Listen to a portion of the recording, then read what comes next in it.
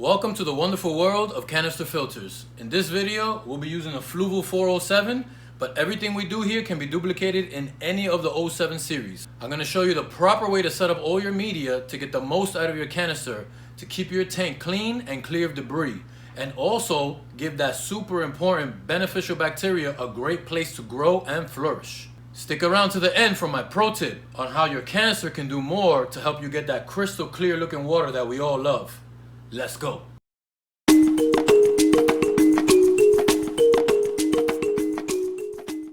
Hey guys, welcome back to KaveMan Aquatics. I'm Kev, and today we're talking about the Fluval Canister Filter. But before we do, if you haven't already, please hit that subscribe button. This is a fairly new channel, and by subscribing, you won't miss any new content. And if you find any of this info helpful, make sure you hit that like button. So let's jump right in.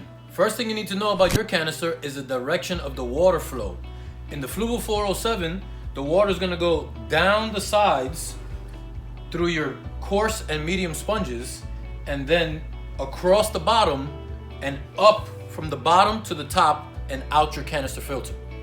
Other canister filters like the Fluval FX4, 5, and 6, they go up the sides and then down through the center. So knowing the flow of your water is very important, because you need to know what the water is going to hit first when it comes in and what the water is going to hit last on its way out. Pro tip: the order of your media in any form of filtration is always going to be the same. Starts with mechanical filtration, then biological filtration, and finally chemical filtration. So let's talk about mechanical first. So mechanical filtration consists of your sponges, coarse, medium, and fine, and it's the first thing that your water is going to hit when it enters your canister filter. These egg crate shaped sponges create more surface area for beneficial bacteria to grow, which is why Fluval calls these biosponges, similar to these egg crate sponges that go on your bottom tray. So the Fluval canister filter is designed to hit your sponges first, coarse and medium, and go down the side of your canister. This is what it looks like inside the canister. Water will hit this side first and go down to the bottom of the canister. These sponges will catch all the coarse material and particles in your water first. Then the water will travel across the bottom and start to go up your trays. So your first bottom tray should have these very coarse black sponges. You want your egg crate shape to face down so that the water hits that first on its way up. Next, after these coarse sponges, you have these very fine filter floss pads that go right on top of it, also in your bottom tray. This filter floss pad is a very fine sponge that will catch even the smallest of particles to help your water get even cleaner and clearer. This bottom tray now completes your mechanical filtration. Now that your water is as clean as possible from dirt and debris is when you want it to hit your biomedia. Biomedia has tiny little pores which create a bunch of surface area for beneficial bacteria to grow on. You don't want these pores to get clogged up with dirty water, which is why the order goes mechanical and then biological. You want the cleanest water possible hitting your biological filtration. Biological filtration are products like Fluval ceramic rings or Cichlids matrix. Both of these are designed to have a lot of surface area so your beneficial bacteria have good place to grow on. I'll post links to both these products below. I like my second tray from the bottom up to start with the Fluval ceramic rings because they're more coarse and water can flow through them more easily. This creates a lot of aeration, which is good for aerobic bacteria to grow. The next tray I like to use on top of the ceramic rings is the matrix biomedia.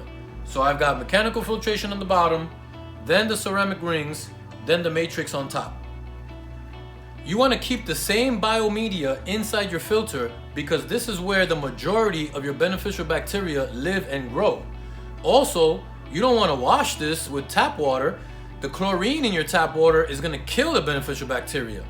For more information on the proper way of cleaning your canister filter, I'll post a video up here and in the description below. So here's where we're at so far. We've got your sponge filters in the bottom, then 2 trays of biomedia. Again, I want to stress that if you replace your biomedia or kill your biomedia by washing it with tap water, you're going to disrupt the nitrogen cycle and cause an ammonia spike and potentially kill all your fish. What's a nitrogen cycle, you ask? Great question. In your next and final tray, you have the option of adding chemical filtration. Now, I'll be the first to tell you that chemical filtration is not necessary, but it does help in removing dissolved particles in your water, along with removing odors, also removing any medications that you might have added to your tank. So it's completely up to the personal preference. The two most popular forms of chemical filtration are Purigen and activated carbon. Both of these work very well. If you do decide to go with chemical filtration in your last tray, I got a pro tip for you. See this bag of Purigen? You put it in the tray here. See how much area you have available? Water is going to find the least path of resistance. So if you just put your bag of Purigen here, the water is going to find its way around it and completely defeat the purpose. But I've got the trick for you. Polyfill. The trick is to add some polyfill around your Purigen bag to fill all the gaps so that the water has no choice but to go through your Purigen bag or through your activated carbon bag. Polyfill is a super fine polyester material that will help in removing the smallest of particles from your tank, giving you a crystal clear looking water. If you want more tips on getting crystal clear looking water, I got a video on that too. You see that? You can't even tell there's a bag of Purigen in there. So now I essentially force the water to go through the bag of Purigen, which is now the least path of resistance. Aha! So there you have it, guys. Setting up your canister filter this way is going to provide the cleanest tank, the clearest water, and the happiest fish. If you like the info in this video, make sure you hit that like button and consider subscribing so you don't miss any new content. See ya on the next one.